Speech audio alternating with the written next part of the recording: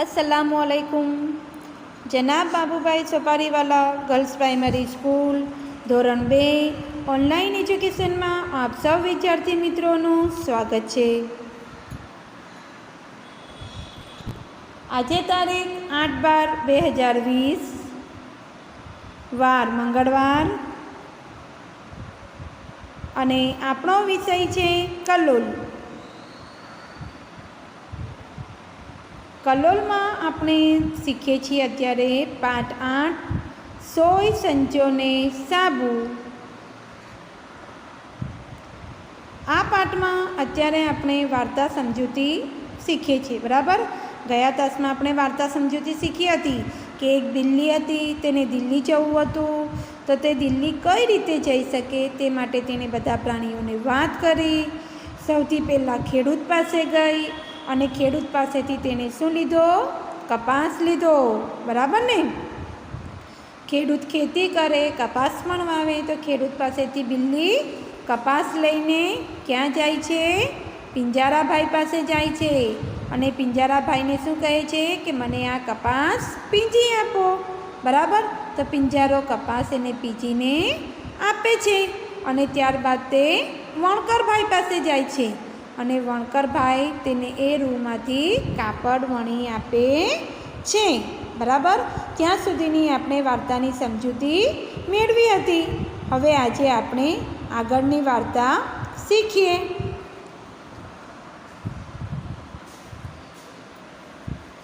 ચલો આપણે વાંચીએ।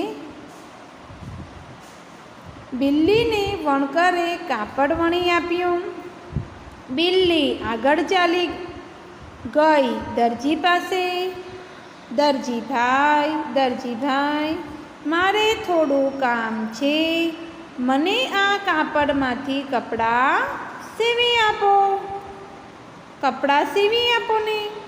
દરજી કપડાં સીવે, બિલ્લીનું માપ લઈ કપડાં સીવી આપ્યા।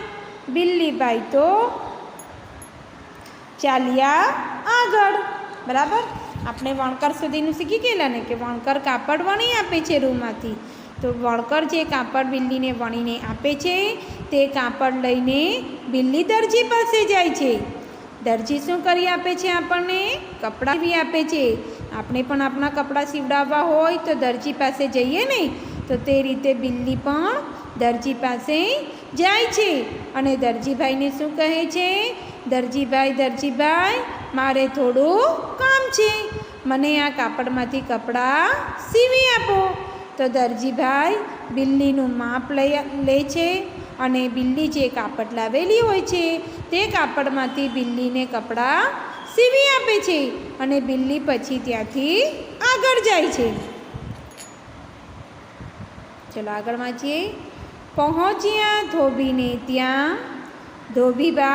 ધોબીભાઈ મારે થોડું કામ છે, મને આ 2 કપડાં ધોઈને ઇસ્ત્રી કરી આપો ને। ધોબી કપડાં ધોવે અને ઇસ્ત્રી પણ કરે। ધોબીએ કપડાં ધોઈને ઇસ્ત્રી કરી આપી। બિલ્લી ત્યાંથી આગળ ચાલી ગઈ મોચીને ત્યાં। મોચીભાઈ મારે થોડું કામ છે, મને ચંપલ સીવી આપો ને, બરાબર। તો દરજી પાસેથી કપડાં સીવડાવીને બિલ્લી ધોબી પાસે જાય છે અને ધોબીભાઈને પણ કહે છે કે ધોબીભાઈ મારે થોડું કામ છે। આપણે જોઈએ ને કે ધોબી કપડાં ધોવે, કપડાં ધોઈને ઇસ્ત્રી પણ કરી આપે, તો બિલ્લી પણ કપડાં પોતાના સીવડાવેલા કપડાં ધોવડાવવા માટે ધોબીભાઈ પાસે જાય છે। તો ધોબીભાઈ એ કપડાં ધોઈ પણ આપે છે અને ઇસ્ત્રી પણ કરી આપે છે। તો બિલ્લી ત્યાંથી પછી એ કપડાં લઈને ક્યાં જાય છે? મોચી પાસે જાય છે અને મોચીને પણ શું કહે છે? મોચીભાઈ મારે થોડું કામ છે, મને ચંપલ સીવી આપો ને। મોચી ચંપલ સીવી આપે ને। આપણા બી ચંપલ તૂટી જાય તો આપણે મોચી પાસે જઈએ, બરાબર ને। તો મોચી ચંપલ સીવી આપે, તો બિલ્લી પણ મોચીભાઈ પાસે ચંપલ સીવડાવવા માટે જાય છે, બરાબર। તો આજે આપણે અહીંયા સુધીનું જ વાંચન કરીશું। હવે આપણે શબ્દલેખન કરીએ. ચલો, શબ્દલેખનમાં આપણે શબ્દનું વાંચન લેખન કરીએ. દરજી, દરજી. સીવી, સીવી. ચાલ્યા, ચાલ્યા. ધોબી, ધોબી. ઇસ્ત્રી, ઇસ્ત્રી. ઇસ્ત્રીની જોડણી બરાબર જોઈજો બાળકો. સ ને ત્ર એને જોડેલો છે અને દીર્ઘઈ કરેલી છે, તો એને શું વંચાય? ઇસ્ત્રી. શું વંચાય? ઇસ્ત્રી. ત્યાંથી,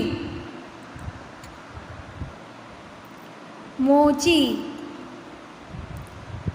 ચંપલ, ચંપલમાં ચ પર અનુસ્વાર છે, ચંપલ.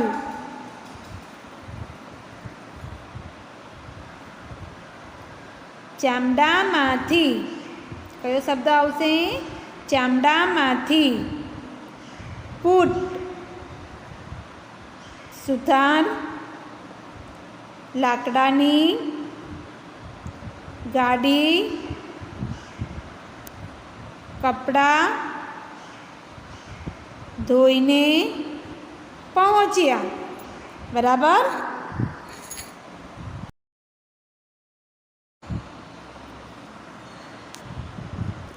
ચલો, એકવાર આપણે ફરીથી શબ્દોનું વાંચન કરી લઈએ. દરજી, સીવી. ચાલ્યા. ધોબી. ઇસ્ત્રી.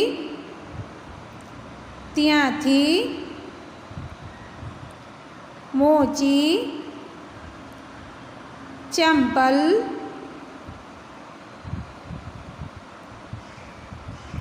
ચામડામાંથી. બૂટ. સુથાર.